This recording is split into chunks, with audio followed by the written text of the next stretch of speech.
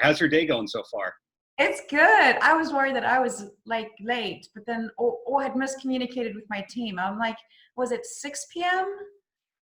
or No, 6? Anyway, I was waiting. It was good. It was. I'm just happy not to keep you guys waiting.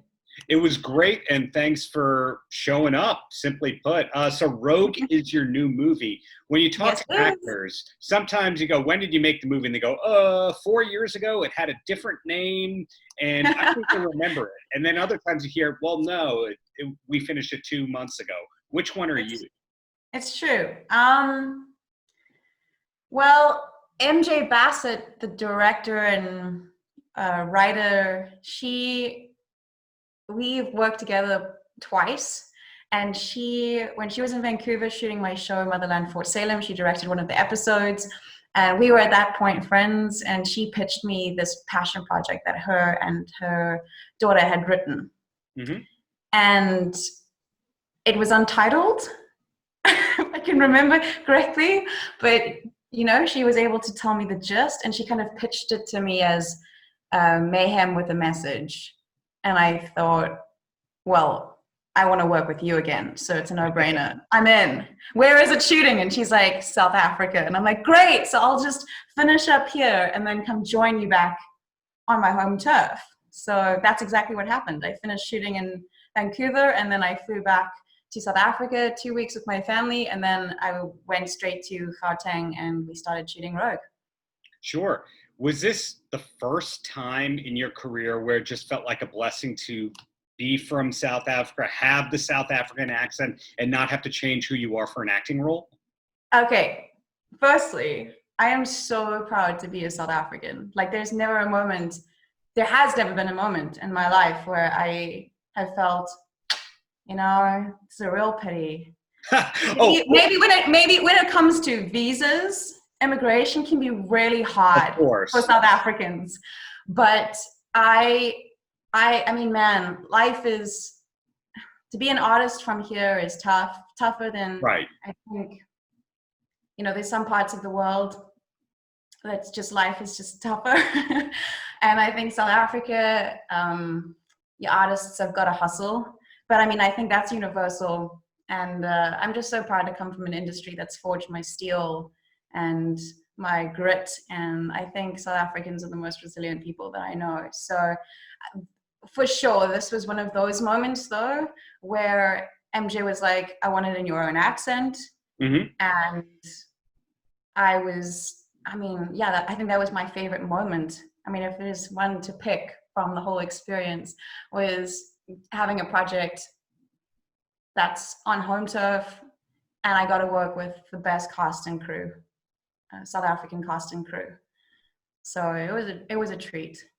I apologize if my question came out wrong or rude or anything like that. Where it came from? I know a lot about. No, I enjoyed your question. It got me to push for just how proud I am. I don't get asked enough about that, and because I think I get a lot of people just assume from the work that I've done. Fair enough, it's been international, and I've either done a British accent or an American accent, and right.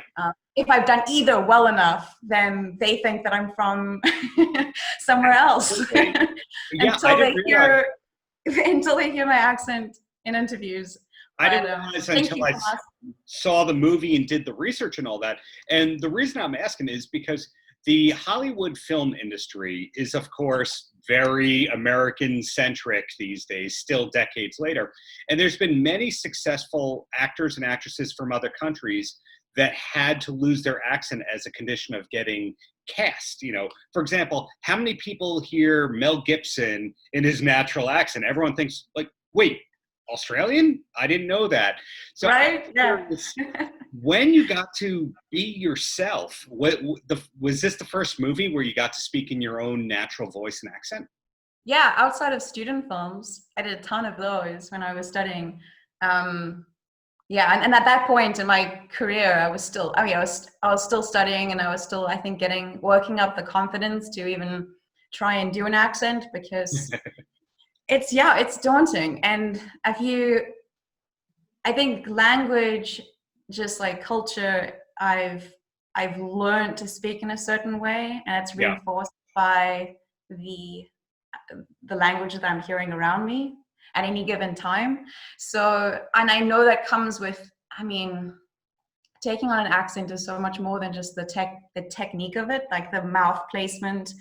It's an emotional experience. You have to, whether it's American or British, you have to kind of be American, and that's a different orientation than what it feels like to be South African. So it's been, for sure. Yeah, it's strange. It is really strange, but this is what actors do. We comedian, you know, we love to play dress up, and that part of that dress up, it's very serious dress up. It's, you know, it's got to do a lot with changing most things about yourself and having fun with that. I always get a kick from hearing myself. Usually it's in the ADR process when the film is still being edited and they're bringing us in for just one line correction or whatever it is, and I get to hear just a bit of the film, and it kind of takes me by surprise, because at that point sometimes it's usually a good 8 months and it's almost like forgotten. You're like, oh right, this film's coming out now that I did. And yeah, I sometimes see myself and I'm like, who is that person? Right. It's got a whole different pitch and melody, and yeah, needless to say, it's really relaxing coming home and being able to kind of, you know, shed that skin and just relax back into my natural, normal way of speaking. I find although it gets lost. It doesn't just click back straight away. Sometimes my brother is like, oh, water, huh? Okay. Hello, America. I find people are able to do that as flawlessly as you just did. Do you have a musical background? No, Darren. If anything, I'm dyslexic and I have auditory processing problems. That it does not mean that I'm deaf. It's just that the way my brain processes what I hear it's different from most people. So I was never musically inclined. I actually thought for a long time that I was tone deaf. I think it's taken me some time to find my way into accent through mouth placement, and it's a slower process. I wish I had a musical ear, but I have a great appreciation for music. Don't play an instrument. Wish I did. Well, Rogue is the new movie, but you're not just a movie actress. You also have done a healthy amount of TV work, the Freeform series and all that. What can you tell me about what's going on right now? Because it's, again, one of those things where you go like, are you working right now? Or is everything on hold? Or are you covertly filming? No one knows anything these days. It's true. It's really, sure. I've been in lockdown since March, which saw me, I was right at the beginning of what was going to be my press tour for Motherland for Salem. Which is my new show for Freeform. And I was looking forward to spending a whole month in the States. And we were going to have a premiere South by Southwest. And then, we were going to start it in New York. So I was in New York, and 4 days into the press tour, it was canceled. Everything was just canceled. People were like, you should go home right now. We don't know what's happening. The world was panicking. So I hopped on the first flight out of there, which apparently was the last direct flight from New York to Cape Town. Wow. I made it. My dad was like, I know that you're 27 years old, and I know I'm not supposed to tell you what to do. And I'm not telling you what to do, but get on the plane home. And I say, Dad, I got it. It's happening. I'm coming home. So, right. And then what happened was I went straight into, put myself into self-quarantine because no one knew what was happening. And I didn't want to run the risk of bringing anything back with me because everyone was saying that New York was ground zero. Yeah. So I quarantined myself for 2 weeks in my room. And then by the time that I got out, the whole of South Africa had locked down. And then, it was like, okay, well, this could be our existence now. So it then happened that we had to do our whole press movement for the show virtually. which was quite an experience and has been Has since. been. Still going. Still going. And I've got my own lighting set up. I don't know if you can tell. Like I'm getting better at this. I just thought that was natural glow personally. No, I've since learned because of the time difference as well. I'm usually, being interviewed my evening. So I've got lights set up and doing the hair and makeup. It's good. But yeah, so nothing's been happening. I have been working though, just promoting the show and doing as much push for that on social media. And yeah, just like everyone else, trying to stay safe and sane in the times of Corona. And yeah, I mean, outside of that, we got picked up for season 2, which was great.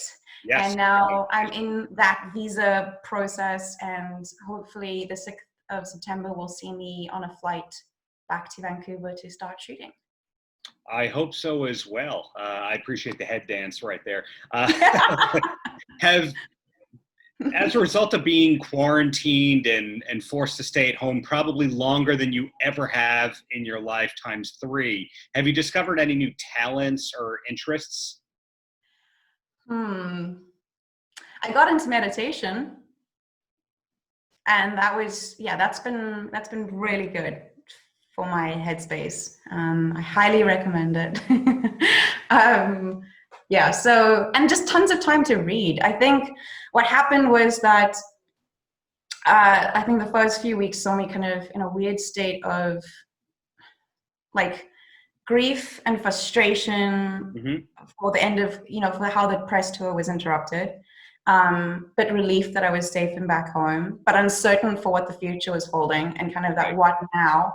And there was a slight pending doom that I felt that I just needed to snap out of, and I needed to refocus and reorientate myself to something good and real and ground myself. And I think with the change of my attitude and mindset, I started realizing, well, now you have time to do all those things that that you say at dinner parties to your friends and your family, like only if you had more time to read, to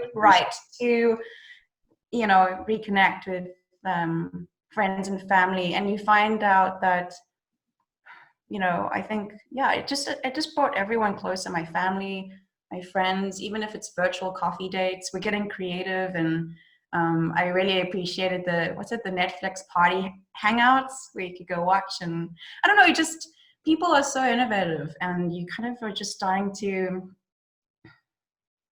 I think, slowing down. Why are we always in this rush? And was that rush serving us? And as a creative, I think not. For me personally, I realized I'm actually not a good multitasker. I shouldn't multitask, and I do need to slow down. So coming out of it, I don't know if there's a new talent, but there's definitely a new outlook.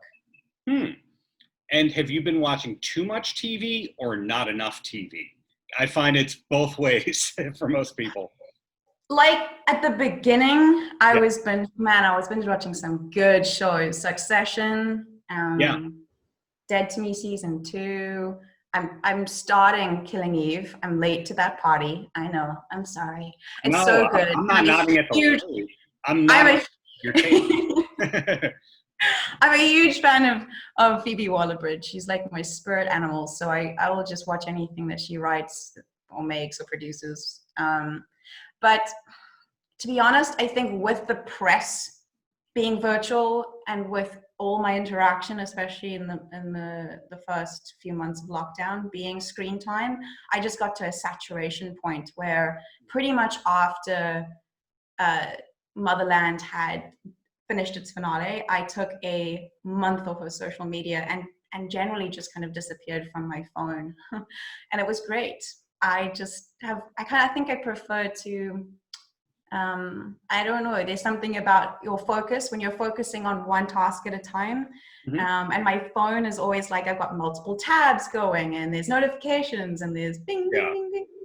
And my attention's just scattered all over the place. So I think I haven't watched, there's so much I want to watch, but I've kind of prioritized reading over it. So I have a great book list for you. If you want book recommendations, I got them.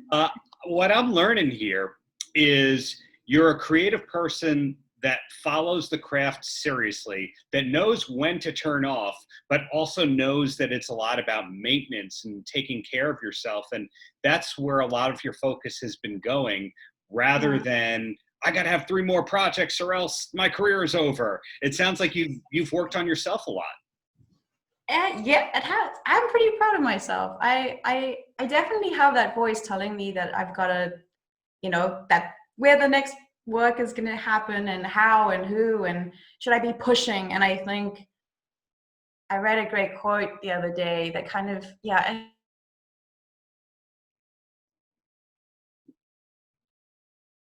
pausing, not from pushing. And I really like that. And I thought that was what this lockdown's been for me, is a pause. It's been good. So thank you. I feel very mature, but I know that all of it's still learning. It's this kind of, I get to a place of calmness and relaxation and perspective, and then I lose it, and then I find it, and then I lose it again. And I think that's everyone. But I am getting better at calming myself, which feels really good. Great. Well, 2 quick questions, because, hey, I want you to have a relaxing evening away from... This is great. This just feels like I'm talking to an old friend. I was going to ask, Darren, how's lockdown been for you? Please, let this be reciprocated. Well, my wife had COVID at the beginning, got better. Then that pushed back surgery 4 or 5 months. And then now she's recovering. So things are good. I'm working a lot. I like working. I don't sit back too easily. So getting to speak to interesting folks like yourself who I can learn from, who are fellow creatives, it doesn't get much better than that. That's my 2 cents. Darren, thank you. Likewise. And sure, I'm sending love to your wife and to you. Thanks. I do get that working thing though. It does. Distraction does help. Well, when you interview Pauly Shore on a Monday, thanks to your team's great work, and then Jessica Sutton on a Tuesday, things are going great. So, and the first one is totally putting you on the spot here. You said that you do have a appreciation for music. Do you have a favorite album of all time? No. How? Out of all the music, I don't know how to even answer that question, but I do find myself these days, because I don't know, it's just a mood, right? You wake up in the day and, it depends on what you're feeling for. This morning it was classical, but yesterday it was Rainbow Kitten Surprise. Okay. So, I mean, sometimes favorite album to go, oh, Beatles' White Album, or oh, Metallica's self-titled album, or they are all masterpieces. And art is just so, it's also, it's really hard to have a favorite painting, book, movie, because it changes. It kind of changes like my favorite color does. It changes every day. Fair enough. So I think the Beatles, it's great. Do I have to choose? Do you want me to choose one? Nah, no, you don't. That was an artistic, creative answer.